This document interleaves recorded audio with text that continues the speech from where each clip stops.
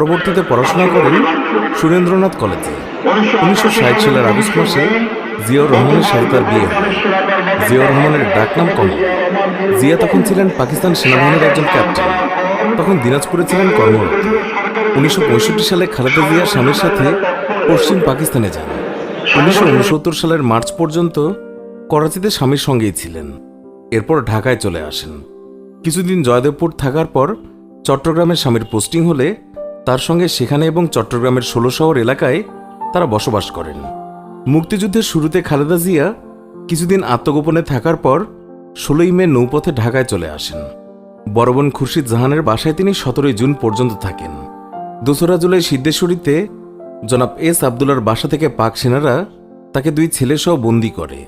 1971 সালের 15 ডিসেম্বর পর্যন্ত তিনি ঢাকা ক্যান্টনমেন্টে বন্দী ছিলেন। 16 ডিসেম্বর বাংলাদেশ স্বাধীন হলে তিনি মুক্তি পান।